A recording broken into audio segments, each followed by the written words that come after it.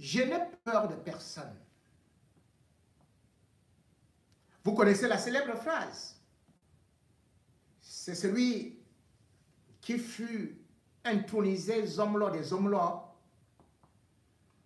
qui faisait la pluie et le beau temps, qui pouvait mettre le secrétaire général à la police à plat ventre, et qui parlait au vieux Marganguele comme on parle à son camarade de banc, que dis-je, à son petit camarade de banc, qui grondait les ambassadeurs, qui mettait les journalistes à plat ventre, et qui, du fond de sa cellule, a encore eu à se débarrasser d'infidèles,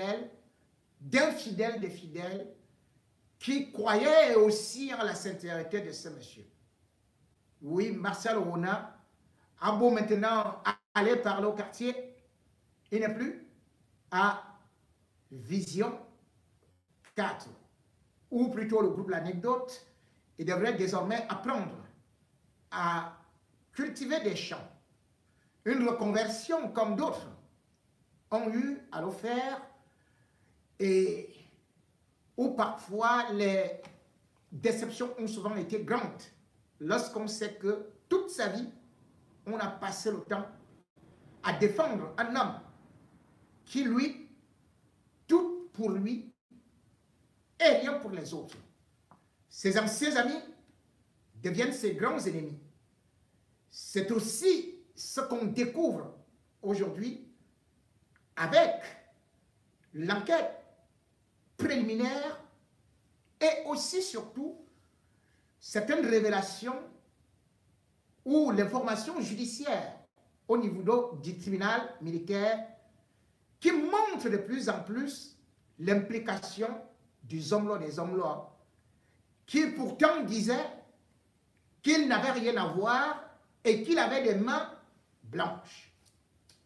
Aujourd'hui, ces plus grands supporters qui nous accablaient, qui nous insultaient et qui disaient qu'il sera blanchi et qui va sortir immédiatement, ont fui.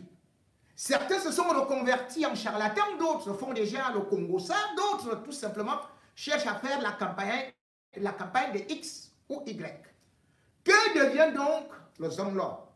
Le Zomlo, aujourd'hui, Pablo Escobar est en train de découvrir justement le régime. Comment ça fonctionne? On a beau chanter le nom de Biya, on a beau dire qu'on est le plus grand défenseur du RDPC, du pouvoir en place, mais lorsqu'il faut maintenant assumer, la solidarité disparaît. Et d'ailleurs, cette solidarité même, c'est uniquement quand on est encore puissant et qu'on a de l'argent à partager à tout le monde. Ceux qui, les premiers jours, faisaient donc les shows, les lives, ils ne le font plus. Et puis, celui qui se baladait avec une robe noire partout, donnait des leçons aux journalistes, était prêt à mettre sa tête et ses mains au feu. On ne l'entend plus parler. Où est donc passé Maître Tchungam, lui qui pourtant était si présent? Eh oui, c'est le vent, tout est calme. Et même, on nous a dit que le Zomlo des Zomlo a écrit une lettre à Paul Biya pour lui expliquer ce qui s'est passé et surtout pour lui dire: pardon papa, laisse-moi aller travailler, laisse-moi aller construire ta bibliothèque, laisse-moi aller faire ta propagande pour que tu sois réélu. Mais cette lettre qui est arrivée entre les mains de Mondayolo, Paul Biya a pris, a dit à Mondayolo: ne me présente même pas ça, je n'en ai pas envie. Voilà donc où se trouve maintenant le dossier du Zomlo des Zomlo, dans la mesure où le Paul Biya qu'il chantait et qu'il utilisait pour aller braquer les caisses de l'État a compris finalement qu'il était un chef de gang.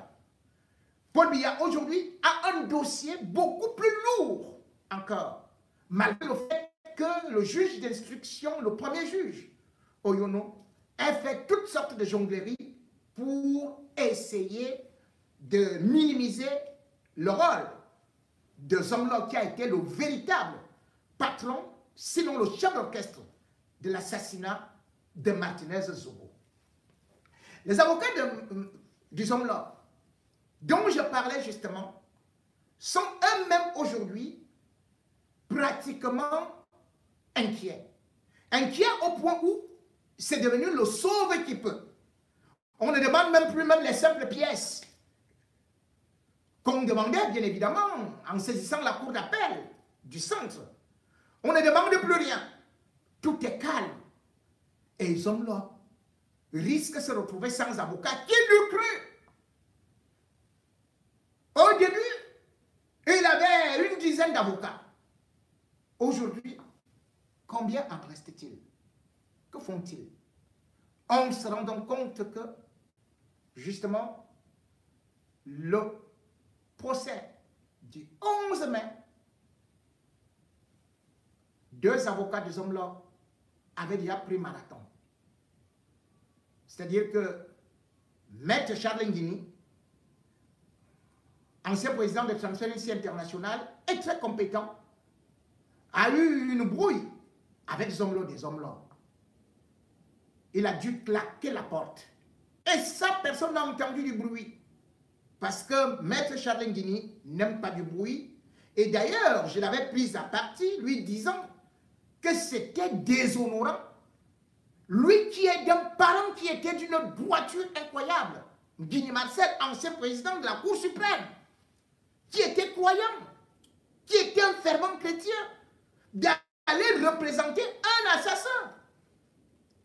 Oui, Maître Charles Nguini, après donc une certaine consultation, et surtout après avoir donné des conseils aux hommes-là, des hommes-là par rapport au dossier, lui-même s'est retrouvé en train d'être grondé par les hommes-là. Il a dit que tu ne sais rien, tu dois faire ceci. Moi, je te dis qu'il faut d'abord faire appel. Oh, voilà. Ah oui, calme-toi, calme-toi. C'est moi qui te dis. Et sois là, non. Et sois là, non. Hein? Oh, tu vas faire ceci, écris ceci. Moi, je te dis que vous devez faire appel et puis moi, je vais sortir dans 3 jours. Hein? Tu veux l'argent? Tu veux l'argent ou tu veux pas l'argent? Tu veux l'argent ou tu veux... C'est moi le patron. Hein? Après avoir grondé Maître Charles Nguini, qui pourtant connaissait le fond du dossier, qui lui est avocat, a décidé de l'abandonner. Maître Doumou, qui avait demandé aussi, justement, à Gilbert Schlick, lorsque le 13 avril, la demande de libération conditionnelle, le dossier devait passer, et il a dû pleurer. Eh bien, Maître Doumou, lui également, a voulu donner son point de vue, a voulu expliquer, a voulu apporter son expertise. Mais qu'est-ce qui s'est passé à Mougou? Parce que, étant actionné par Tchungang, qui lui voulait faire sortir beaucoup d'argent, n'a même plus écouté Maître Doumou. Résultat, le 11 mai,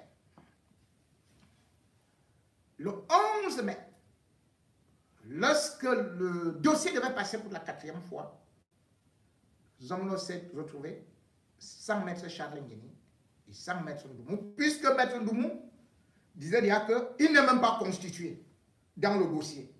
Il n'est même pas à Yaoundé, donc il n'était même pas là pour défendre les hommes des hommes. Et finalement, qu'est-ce qu'il a dit? Il a dit que bon, je reste le soir constitué dans le dossier, mais je ne sais pas exactement ce qui se passe. Ce qui se passe, c'est quoi? C'est que justement, donc, chaque avocat et chaque expert est en train de partir. Et chacun cherche à se sauver. En prison, là-bas, c'est déjà aussi chacun pour soi. Et Kweko a compris que le cas Amougou faisait mauvais écho, et d'ailleurs, il a dû prendre maintenant de nouveaux avocats. Pendant que Amougou cherche maintenant des avocats, il n'en trouve plus, puisque son cas est presque désespéré. et que surtout, la bourse commence à s'effriter. Et que, par contre, le 24 juin, a reçu maintenant de nouveaux avocats qu'il a mis dans le dossier. Donc, un Belgo ivoirien et aussi un avocat belge qui sont maintenant appelés à défendre son dossier. En dehors de Maître Mbouni.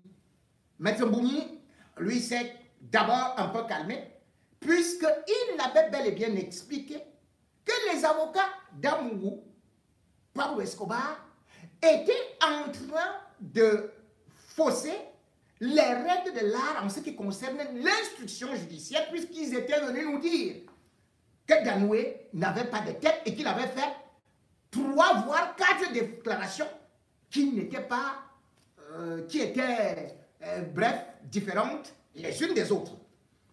Cela a fait de telle sorte que, même aujourd'hui, au niveau du tribunal militaire, on n'est pas prêt à donner le dossier à Maître Tchungan, qui avait déjà trahi l'instruction judiciaire. Le dossier, donc, aujourd'hui, sera reconfié à d'autres avocats. Mais ces avocats-là, Amougou n'a pas d'argent et Amougou ne les trouve pas. Et même à l'étranger, il ne parvient pas à trouver des avocats. Moi, je dis bien que voilà Eko qui vient d'avoir de nouveaux avocats. Amougou, Pablo Escobar, cherche à recruter des avocats qui malheureusement ne sont pas là. Les pleurs ont commencé. La semaine dernière, oui, Amougou était déjà en pleurs dans sa cellule. C'est que l'homme qui m'a envoyé. Ouais, on m'a trompé. Qui t'a trompé? Si Amoulé, Pablo Escobar reste beaucoup en prison là, il va balancer Esso. Il va balancer lui Paul Montagné parce qu'il a déjà craqué. Il est déjà devenu presque fou. Là, il est là. Amougou est actuellement fou, il n'écoute plus personne. Quand on lui parle de A, lui il est à B, il est ceci et cela. Et là, on commence à dire qu'il semble que ces crises ont recommencé. Mais comment va-t-il faire? Il faut donc que le docteur Moutonnet puisse encore aller à la prison. Mais cependant, nous avons des informations qui nous semblent très inquiétantes et que nous allons développer dans les prochaines émissions. Mais en attendant, nous disons tout simplement que le sang de Martinez Zogo, le sang de cet innocent, le sang de ce journaliste qui a été assassiné cruellement par une horde de barbares, ce sang-là est en train d'agir. Si vous regardez actuellement, tous ceux qui ont participé commencent déjà à parler seuls. Certains vont bientôt marcher nus. À la prison, c'est la débandade. Même Eko est devenu l'ombre de lui-même. Les commissaires qu'on vient de mettre là-bas, chacun est dans son camp. Et chacun accuse l'autre. Et il risque d'ailleurs de s'entretuer là-bas. Parce que le sang de Martinez Zogo, on le disait, ce n'est pas ce sang que ces zombies buvaient depuis longtemps. Martinez Zogo faisait un travail sacerdotal.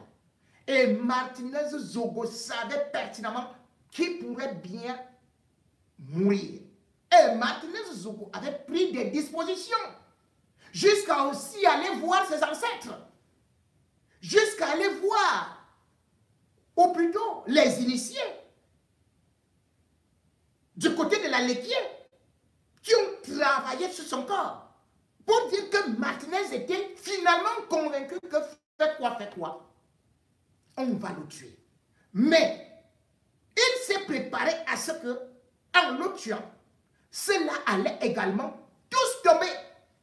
Aujourd'hui, Ibada, qui est déjà un peu fatigué d'aller passer toutes les journées en prison, d'aller s'amouracher devant des prisonniers et qui est déjà aussi fatigué d'être surveillé par les intendantes de prison, a voulu faire le chantage aux hommes-là en lui disant que, mais non, ces gens-là, ils font quoi à côté de moi? Tout ça, il faut quand même que j'ai un peu de liberté, que je respire. Qu'est-ce que ces gens, tu dis qu'ils sont en train de me protéger? Zomlo lui a dit que tu vas seulement sauf que faire avec elle et les femmes qui te surveillent là. Faute de quoi, je vais tout balancer. Il m'a aussi répondu que non, tu vas balancer quoi? Tu vas balancer quoi? Hein? Est-ce que moi j'étais là? Je n'étais pas impliqué. On lui a dit, ah bon, hein, tu n'étais pas impliqué. Hein. M'a donc demandé à ton père. Comme tu n'étais pas impliqué, ton père lui a alors il était impliqué. Et tu vas donc voir ce qui va se passer maintenant. Je vais parler. Je vais parler. Essaye de bouger là-bas. Je vais parler. Comme vous croyez que vous allez me laisser ici seul. Le père Ivana est déjà donc lui aussi cité. Et directement, Ivana est parti voir son père et son père lui a dit que pardon, calme-toi, calme-toi, calme-toi, calme-toi. Maintenant, tout le monde est au pas. Le Zomlo des Zomlo est en train de faire rage, de tenir tout le monde. Et lorsqu'il va craquer, vous serez surpris des révélations sur ce régime qu'il a utilisé. Oui, certes, il avait des ennemis, mais il travaillait pour un cartel.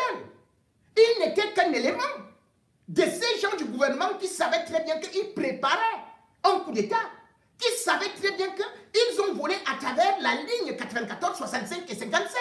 Ce n'est pas seulement Pablo Escobar qui a volé.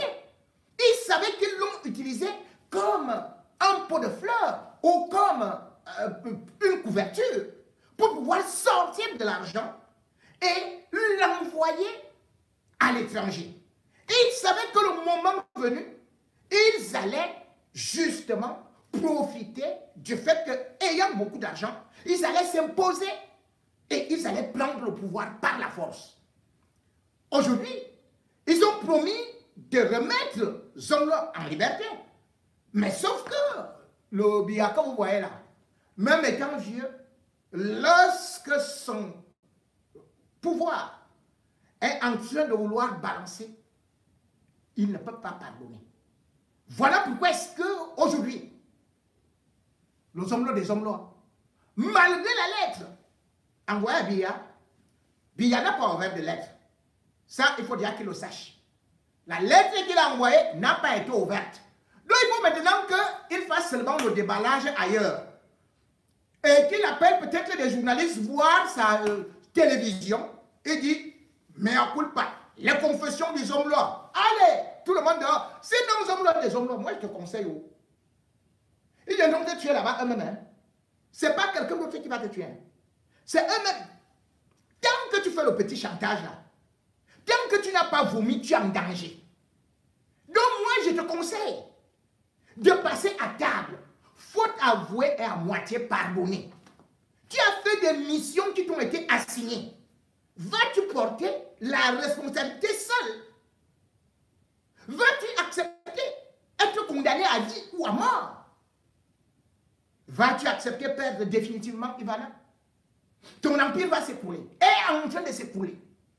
Et ceux qui t'ont promis que tu seras libéré d'ici décembre, ils t'ont trompé.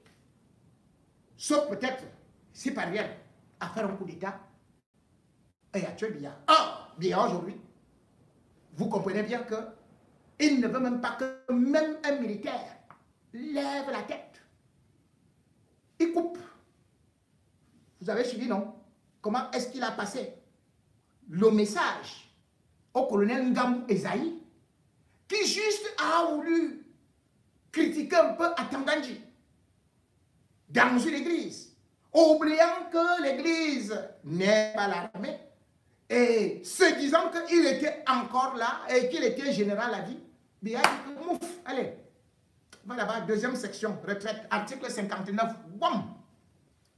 Le père là n'a pas d'amis. Le père là n'a pas d'amis. Vous avez vu combien de généraux il a mis au garage? Quand on te dit deuxième section là, c'est fini. C'est-à-dire on te dit tout simplement que tu ne dois pas parler. Tu parles là, on te met en prison. Et d'ailleurs, Esaïe Ngamboula, il est déjà lui-même surveillé par les services spéciaux de renseignement.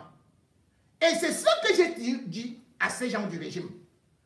C'est ce que je disais à Zomla. Qu'aujourd'hui tu es en haut, Biya te ramène dans la boue. Tu peux le défendre n'importe comment, mais quand il décide de te finir, il te finit. Lui n'a pas de sentiment. Voilà Gambou, qui est des gens donc cuits. Parce qu'il croyait que, en tant que général, il pouvait faire quelque chose. Et c'est ce que j'ai souvent dit à ceux-là. À quoi vous servez, ces généraux de l'armée camerounaise? Puisqu'on a vu même la DGE au service du Congo, au service de Pablo Escobar. On a vu toute une DGE au service. On a vu tout un général de la DSP, la direction de la sécurité présidentielle. Le général Aïvo Desancio se mettre à genoux devant les hommes des hommes et faire des faux marchés. Quand on voit celui-là également, à quoi sert un général au Cameroun? Ça ne sert à rien. Les Camerounais viennent même de découvrir son nom. Vous vous rendez compte? Le Cameroun a 35 généraux. 35, je crois, depuis 2015 ou 2000, et puis 2021. Deux sont morts même là, en 2021. Le même jour. Hein. Ils sont morts.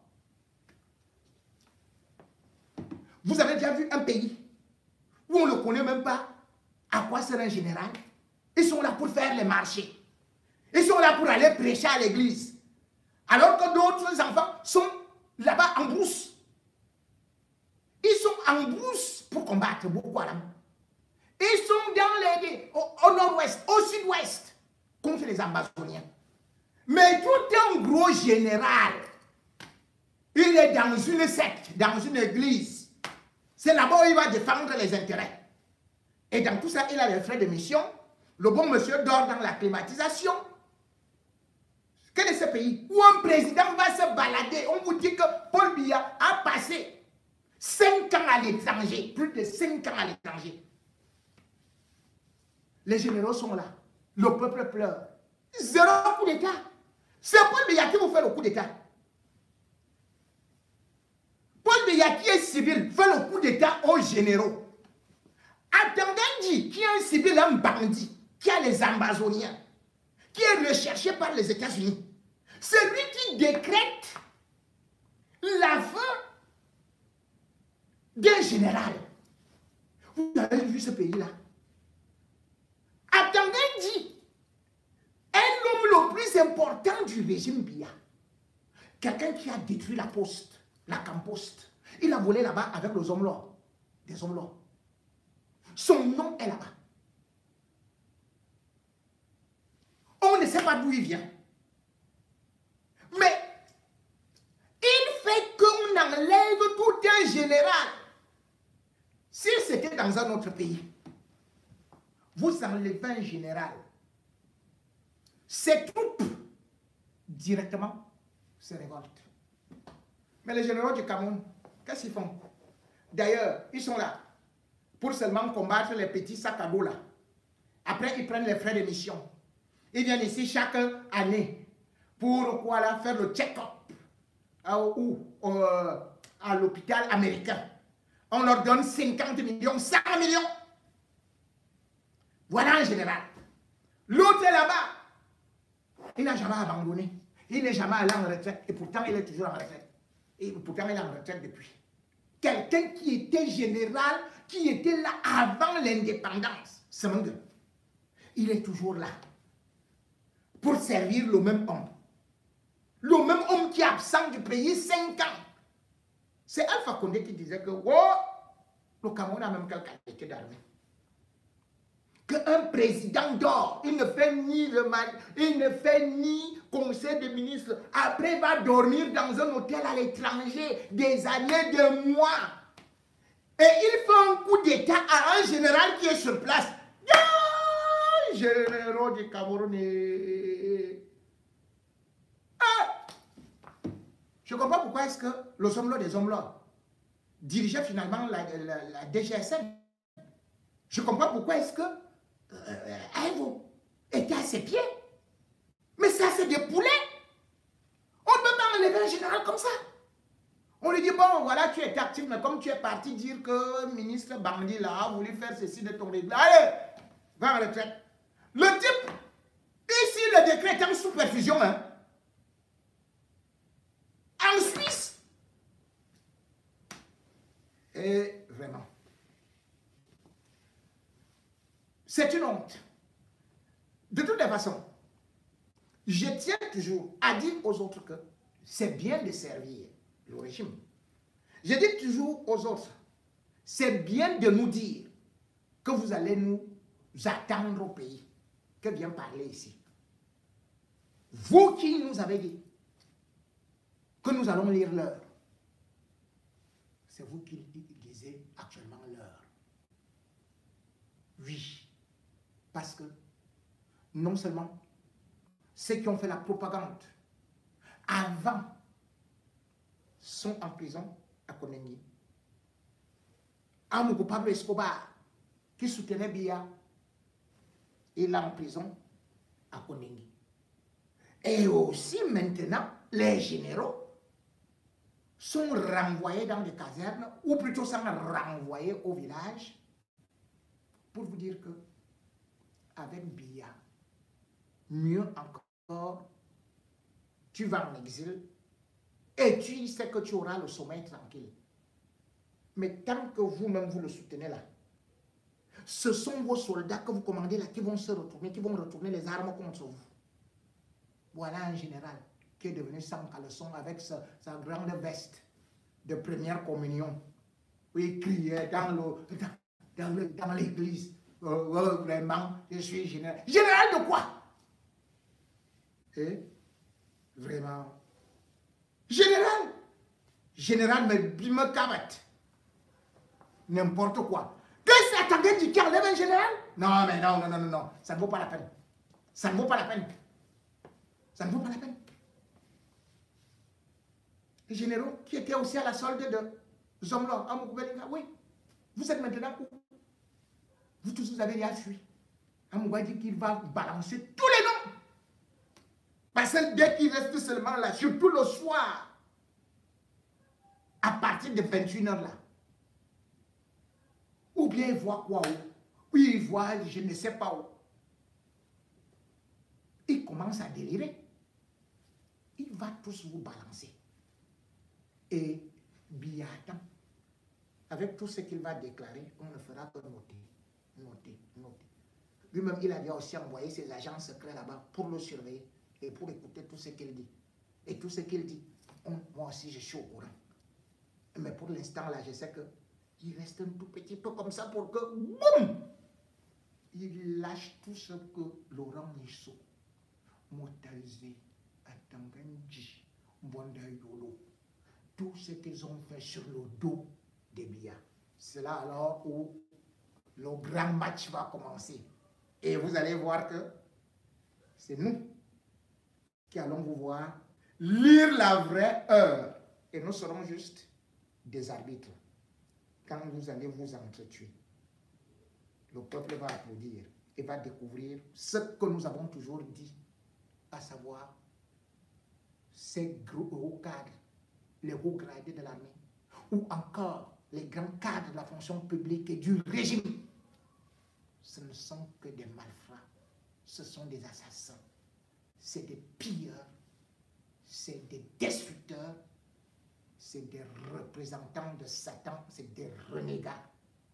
Et Biya va vous faire ça là bien cadeau.